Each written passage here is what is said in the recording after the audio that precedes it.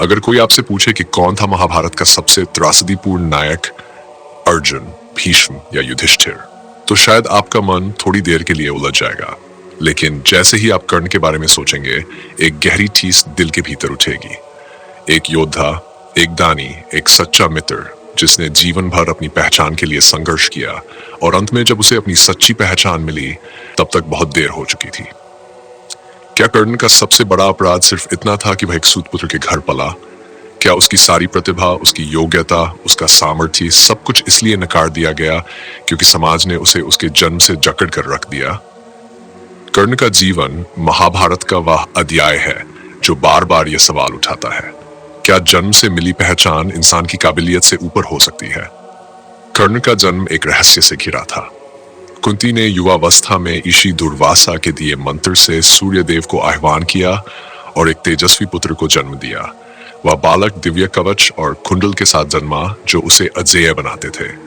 परंतु उस समय कुंती अविवाहित थी और समाज के भय से उसने उस नवजात को एक डिब्बे में रखकर नदी में प्रवाहित कर दिया। यही बालक आगे चलकर अधिरथ और राधा को मिला जो एक रथ चलाने वाले थे, सूत जाति के। उन्होंने उसे अपने पुत्र की तरह पाला और वह बना कर्ण, सूतपुत्र कर्ण। यहीं से शुरू होती है उस अन्याय की यात्रा जिसमें कर्ण को जीवन भर यह साबित करना पड़ा कि वह केवल सूतपुत्र नहीं है बल्कि एक क्षत्रिय से भी अधिक वीर है।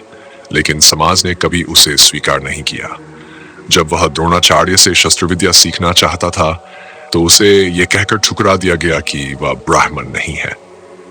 फिर जब उसने परशुराम से विद्या लेने का निश्चय किया तो झूठ बोलकर ब्राह्मण बनना पड़ा। लेकिन वह झूठ भी अंत में उजागर हो गया और परशुराम ने उसे शाप दिया कि वह जब सबसे अधिक शस्त्र विद्या की आवश्यकता होगी तब वह सब कुछ भूल जाएगा।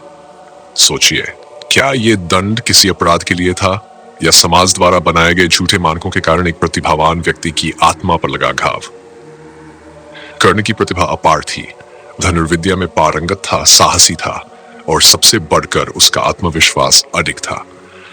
जब द्रोणाचार्य ने अर्जुन को सभा में सर्वश्रेष्ठ धनुर्धर बताया तब कर्ण ने चुनौती दी, लेकिन उस समय भी उसे सूतपुत्र कहकर अपमानित किया गया। द्रौपदी ने उसका अपमान किया, भीष्म ने उसे तुच्छ समझा और पांडवों ने कभी उसे बराबरी का दर्जा नहीं दिया। पर एक व्यक्ति था जिसने कर्ण को वह स्थान दिया जो वह जीवन भर चाहता था, दुर्योधन। दुर्योधन ने न केवल उसे राजा बनाया बल्कि उसका आत्मसम्मान लौटाया। यह सत्य है कि दुर्योधन का उद्देश्य कर्ण को अपने पक्ष में जोड़ना था, लेकिन उसने जो कर्ण को दिया वो कोई और नहीं दे सका और इसी ऋण को चुकाने के लिए कर्ण ने अपनी पूरी जिंदगी दुर्योधन को समर्पित कर दी।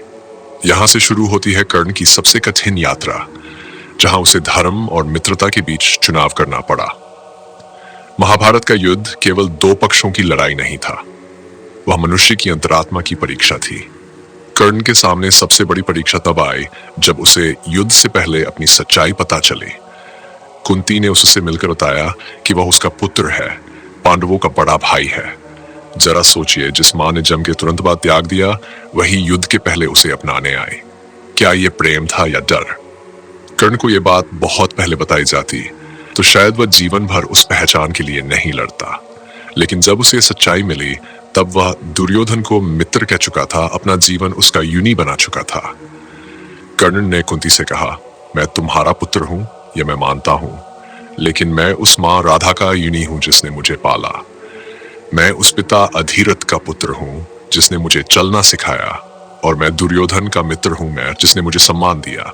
मैं तुम्हें वचन देता हूं कि युद्ध में केवल अर्जुन से ही युद्ध करूंगा, बाकी पांडवों की रक्षा करूंगा, लेकिन मैं युद्ध से पीछे नहीं हट सकता। यहां कर्ण का चरित्र सबसे ऊंचा दिखता है, जहां वह ना केवल एक वीर है बल्कि एक सजग, सहिष्णु और मर्यादित व्यक्ति भी है। अब बात करते हैं उस क्षण की जब कर्ण युद्ध भूमि में अर्जुन के सामने खड़ा होता है। वह क्षण जब उसका रथ कीचड़ में धंस जाता है और वह नीचे उतरकर उसे निकालने की कोशिश करता है। वह क्षण जब वह अर्जुन से धर्म के अनुसार रुकने की प्रार्थना करता है, जैसे अर्जुन भीष्म के साथ करते रहे, जैसे शास्त्रों में कहा गया है। लेकिन उस समय श्री कृष्ण अर्जुन से कहते हैं, यह धर्म की बात अब क्यों?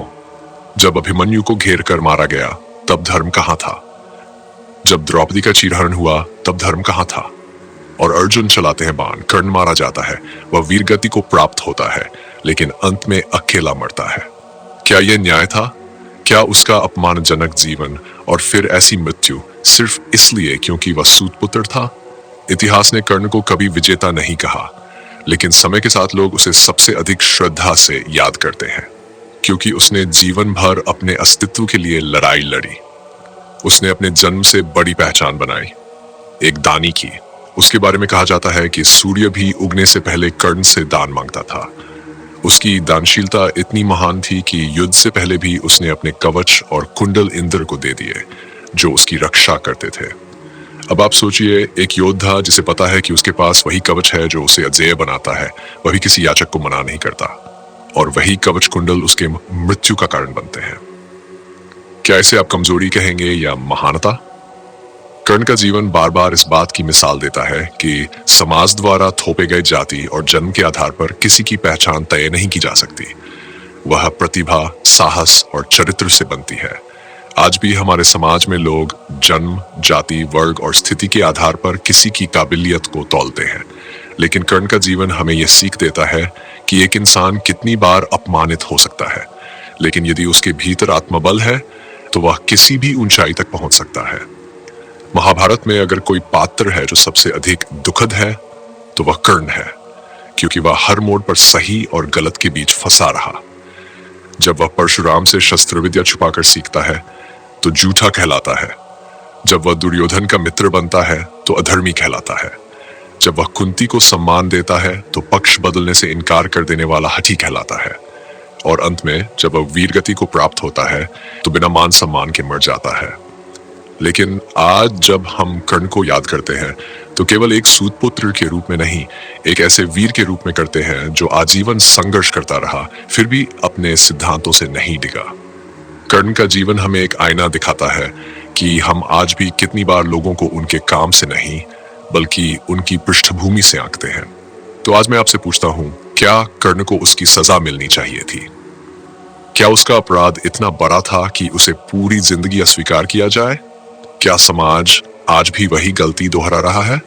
अपने विचार नीचे टिप्पणी में जरूर बताएं।